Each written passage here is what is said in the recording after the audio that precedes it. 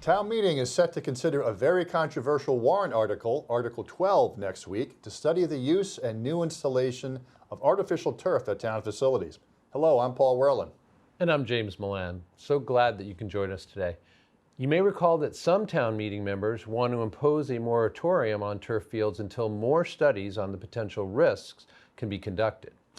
Before Article 12 goes to town meeting, a panel discussion took place at a jam-packed town hall auditorium on Tuesday, May 2nd.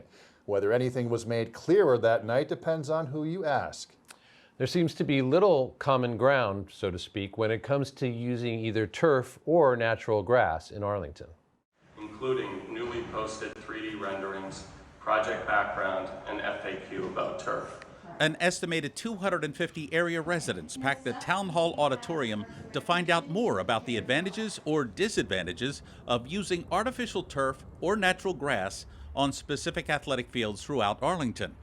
Proponents of artificial turf say the demand for athletic sports in Arlington is great, and maintaining natural grass fields with such a high turnover of participants would be nearly impossible. But those against artificial turf say this plastic product is made of forever chemicals known as PFAS, known carcinogens that can present a health threat to both humans and the surrounding wildlife. And the deeper I dive, the more convinced I become that artificial turf fields are not the way we should be going. The science is the science, but it's how the science is interpreted is, I think, where we're at. One lingering issue in this ongoing controversy is that proponents of artificial turf feel that organic natural grass fields are not a good alternative to turf because it's easily ripped up after rain or snowstorms, and they could be difficult to maintain given this town's limited playing space. Those opposing artificial turf say that its use carries with it health and environmental hazards, and that local children shouldn't be test subjects for potentially dangerous chemicals. There is talk about artificial turf that will be free of PFAS. It's not there yet. I mean, that would be a hope that we could find it. Well, yeah, it's definitely difficult. I mean, to use it today for an example, I mean, it's pouring outside right now. We had a closed fields actually yesterday, partially yesterday and today, and we have 6,000 athletes that in town, youth athletes that aren't able to be on the fields. Now, all of our fields are used from 7 a.m. till dusk, pretty much Saturday, Sunday, till right after school, till 8 o'clock, sometimes 10 o'clock at night during the week, and it just really forces difficult playing conditions on the fields, particularly the goal mouths for in a soccer field, lacrosse field, the crease areas, and that can present some unsafe playing experiences for youth, and that's just one of the benefits of turf, that it doesn't happen. Children are not small adults. They are small bodies growing very fast, very quickly, and this impacts how they process the chemicals and the toxins that they're exposed to.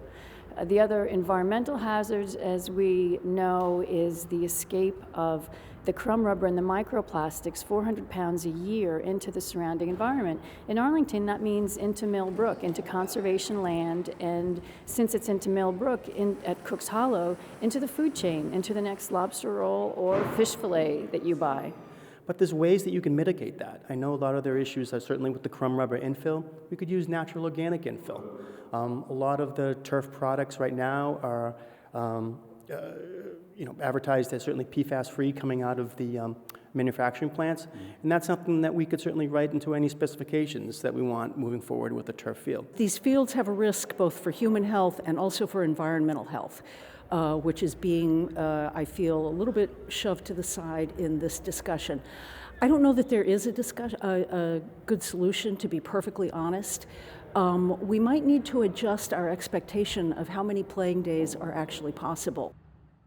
As you might imagine, there were some contentious moments in the forum. One came roughly 90 minutes into the presentation when town meeting member Jordan Weinstein confronted Phil Lasker, who's on the Park and Rec Commission. Lasker was also on the panel Tuesday night. Phil Lasker has also managed site development projects for both the public and private sectors.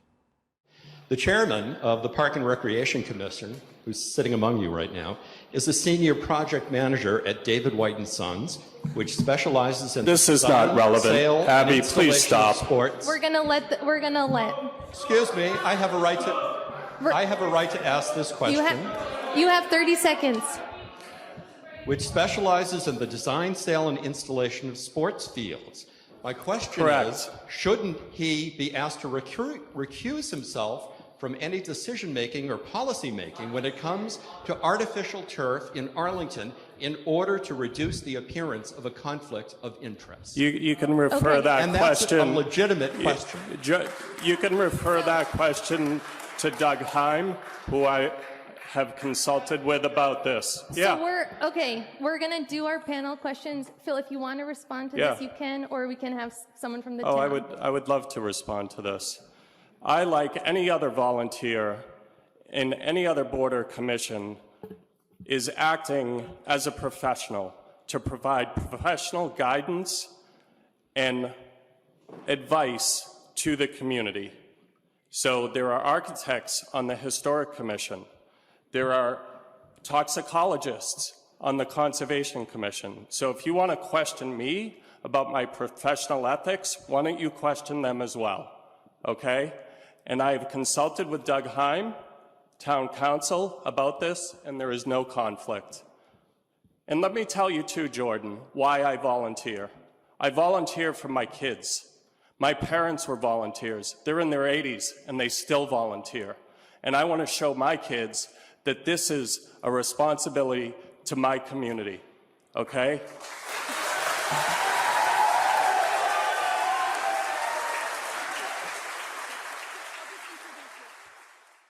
One person posted on the Arlington list just after the forum saying, quote, "Lots of facts, lots of talking past each other."